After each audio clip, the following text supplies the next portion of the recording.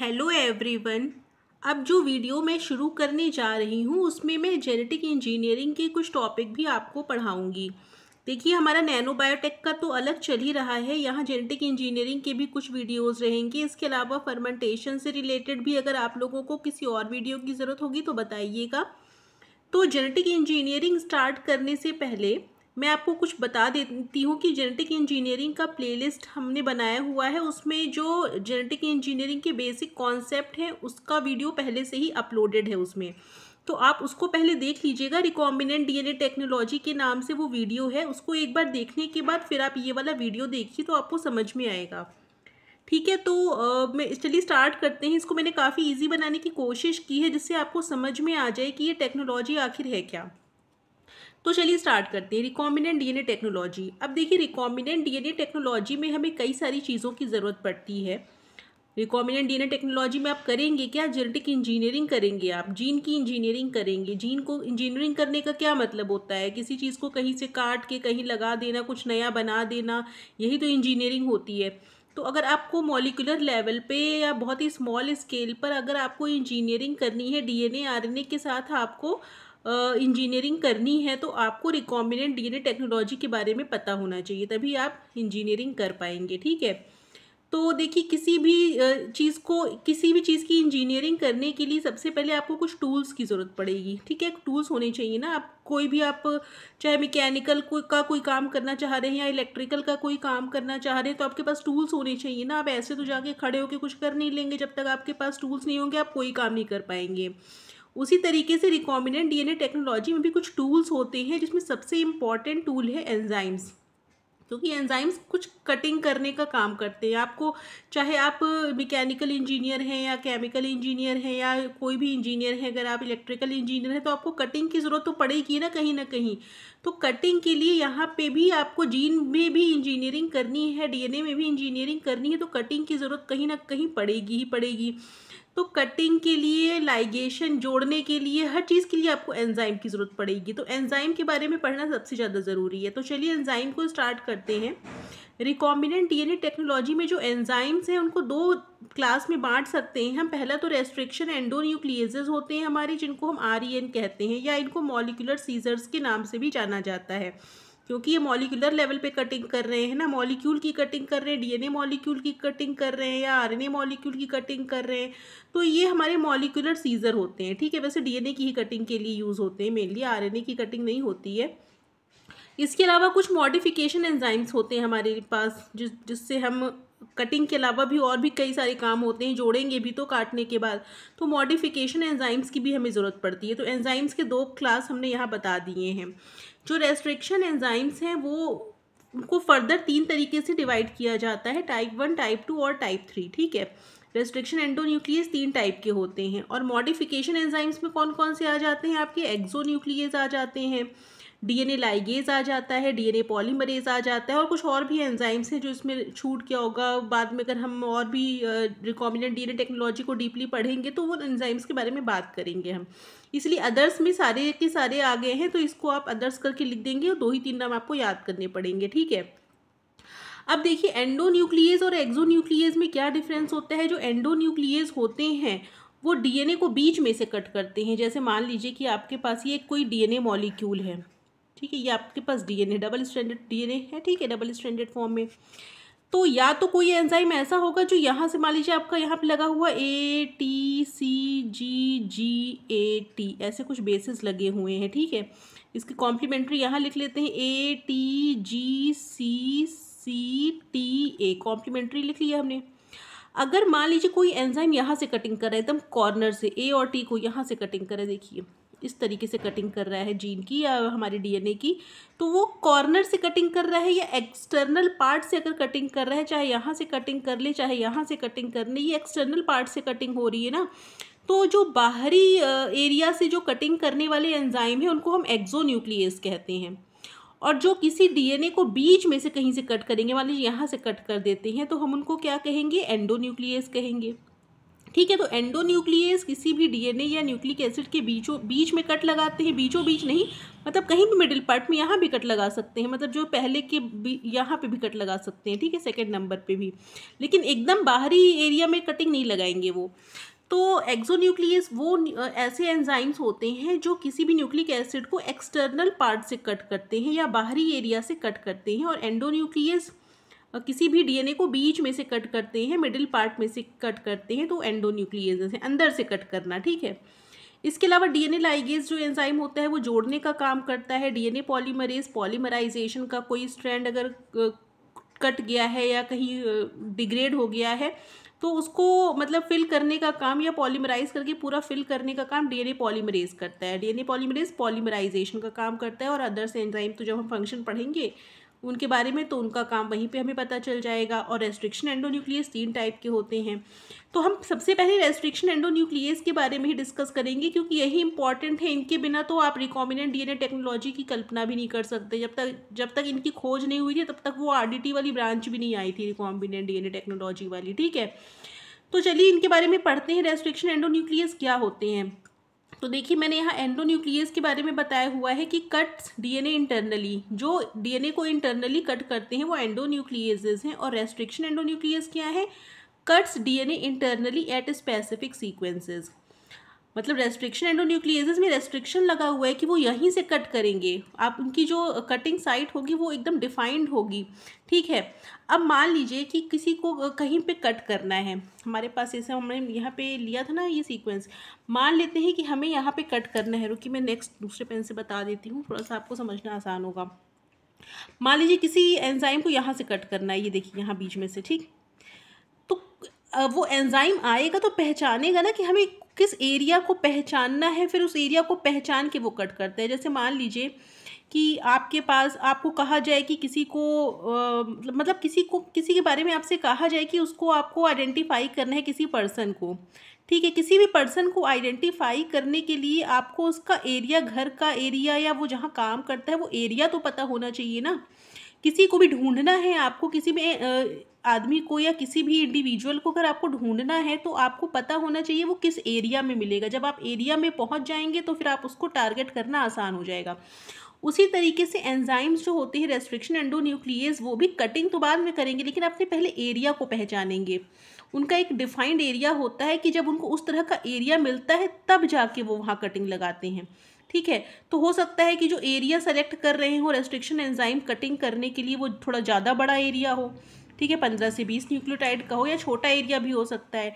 तो वो पहले एरिया अपना फाइंड करेंगे कि किस एरिया में उनको कट करना है। वो भी उनका डिफाइंड होता है, स्पेसिफिक होता है कि वो उसी एरिया को टारगेट करेंगे, और कटिंग तो जहाँ उनको करनी होगी वहाँ वो कर ही देंगे, ठीक है।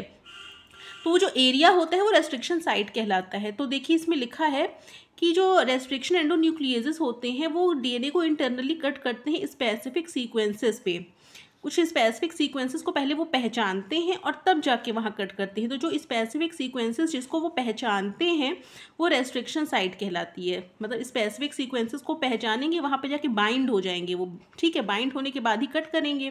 तो स्पेसिफिक सीक्वेंसेस जिनको रेस्ट्रिक्शन एंडोन्यूक्लियस पहचानते हैं उनको रेस्ट्रिक्शन साइट कहते हैं, ठीक है। तो रेस्ट्रिक्शन साइट पे वो बाइंड करेंगे, उनको पहचानेंगे और उसके बाद वो कट करेंगे। और डिफरेंट रेस्ट्रिक्शन एंडोन्यूक्लियसेस का मतलब, रेस्ट्रिक्शन एंडोन्यूक्लियस आपके पास वैरायटी ऑफ रेस्ट्रिक्शन एंडोन्यूक्लियस आज के टाइम में अवेलेबल हैं। तो हर एक एंडोन्यूक्लियसेस का, रेस्ट्रिक्शन एंडोन्यूक्लियसेस का जो रेस्ट्रिक्शन साइट है वो डिफरेंट होता है, ठीक है। रेस्ट्रिक्शन साइट डिफरेंट होता है, मतलब वो अलग अलग जगह पे ही पहचानने का काम करते हैं। और मान लेते हैं कि 2 एंजाइम ऐसे हैं जो एक ही एरिया को पहचान रहे हैं। कुछ ऐसे भी आपको एंजाइम्स मिलेंगे जो एक ही एरिया को पहचानते हैं लेकिन फिर वो कटिंग अलग अलग साइट पे करेंगे। जैसे मान लीजिए हमने जो एरिया लिखा हुआ है, 2 एंजाइम आए, उन्होंने इसी एरिया को पहचाना, तो हो सकता है उनमें से एक एंजाइम यहाँ कट करे और एक दूसरा एंजाइम यहाँ कट करे। लेकिन क्या होगा, कटिंग साइट किसी भी 2 रेस्ट्रिक्शन एंडोन्यूक्लियस की सेम नहीं होगी, ये आपको याद कर लेना है, ठीक है। कटिंग साइट कभी भी 2 रेस्ट्रिक्शन एंडोन्यूक्लियसेस की सेम नहीं हो सकती, भले ही उनका रेस्ट्रिक्शन साइट सेम हो। रेस्ट्रिक्शन साइट मतलब जिस एरिया को वो पहचान रहे हैं वो सेम हो सकता है, लेकिन जहाँ वो कट लगाएंगे वो एरिया हमेशा, वो पॉइंट डिफरेंट होगा अलग अलग रेस्ट्रिक्शन एंडोन्यूक्लियसेस के लिए, ठीक है। मेरी बात आपको समझ में आ गई होगी, ठीक है।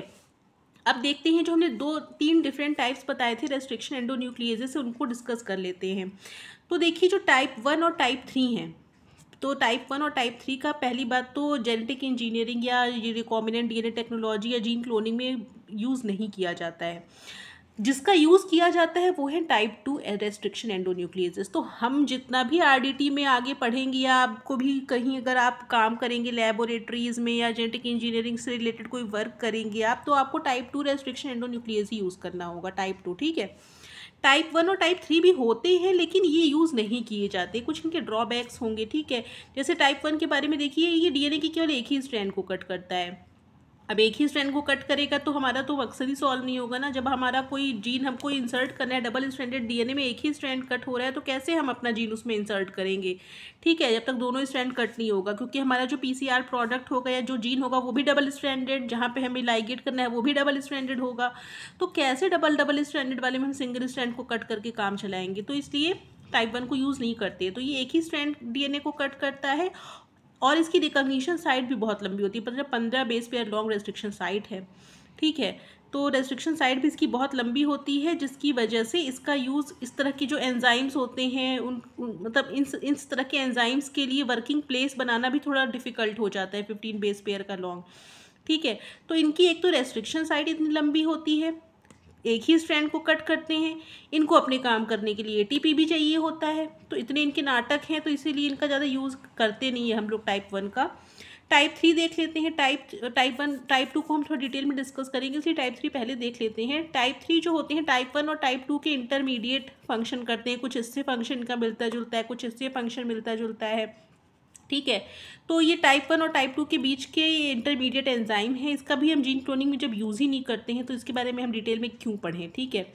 इनको भी एटीपी की ज़रूरत होती है अपना काम करने के लिए, क्यों हम एटीपी ज़बरदस्ती खर्च करें जब हमारा बिना एटीपी के खर्च किए काम हो रहा है। तो इसीलिए टाइप 3 और टाइप 1 का यूज़ हम नहीं करते हैं जेनेटिक इंजीनियरिंग में या रिकॉम्बिनेंट डीएनए टेक्नोलॉजी में, टाइप 2 का यूज़ करते हैं। अब टाइप 2 के बारे में कुछ स्पेसिफिक पॉइंट है, उनको देख लीजिए।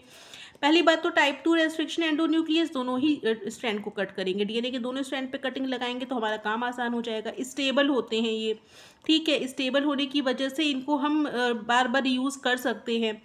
वाइडली यूज़, ज़्यादातर यूज़ टाइप 2 ही किए जाते हैं। ये एक स्पेसिफिक साइट पे क्लीव करते हैं, इनका जीन क्लोनिंग में यूज़ होता है। इनकी जो रिकॉग्निशन साइट होती है वो 4 से लेकर 8 बेस पेयर तक लॉन्ग होती है, ज़्यादातर इसी रेंज में आते हैं, बहुत लंबे लंबे बेस पेयर को नहीं पहचानते हैं। और इनकी जो रिकॉग्निशन साइट होती है, जिस एरिया को वो पहचानते हैं, वो पैलिंड्रोम कहलाता है। अभी पैलिंड्रोम के बारे में भी मैं बताऊंगी क्या होता है।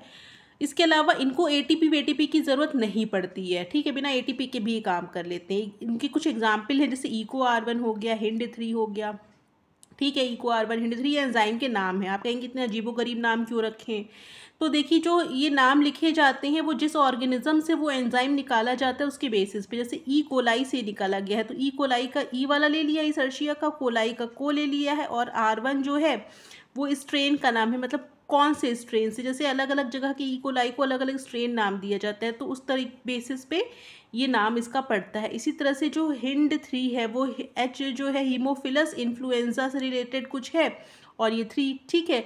तो इस तरीके से इसका नाम भी अलग अलग किया जाता है। और इसके बारे में मैंने आपको कुछ पॉइंट्स बता दिया। मेन पॉइंट आता है पैलिंड्रोम क्या होता है। तो देखिए पैलिंड्रोम में ऐसे सीक्वेंसेस होते हैं जो आगे से और पीछे से जो एक ही जैसे नज़र आते हैं, ठीक है। अभी मैं आपको एग्जांपल देके बताती हूँ जैसे पैलिंड्रोम क्या होता है। देखिए जैसे मैंने ऊपर एक सीक्वेंस लिखा हुआ है, देखिए मान लीजिए डीएनए का कोई स्ट्रैंड है, दोनों स्ट्रैंड के सीक्वेंसेस लिखे हुए हैं। अब मैं आपको एक इसमें स्पेसिफिक मार्क करके दिखाती हूँ एक एरिया जिसको एक रेस्ट्रिक्शन एंजाइम पहचानता है। तो देखिए जैसे मैं बॉक्स में बना दे रही हूँ GAATTC। ये देखिए जो एरिया मैंने बनाया हुआ है ये रेस्ट्रिक्शन साइट्स बना दी है हमने, रेस्ट्रिक्शन साइट बना दी है। इसको देखिए आप आगे से पढ़िए, देखिए GAATTC, ठीक है।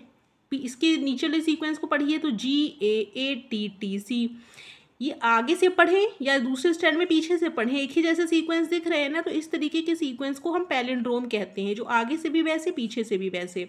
तो इस तरीके के कई सारे सीक्वेंसेस आपको देखने को मिलेंगे। तो जो रेस्ट्रिक्शन टाइप 2 रेस्ट्रिक्शन एंडोन्यूक्लियस होते हैं वो पैलिंड्रोमिक साइट को ही पहचानते हैं, ये उनकी खासियत होती है।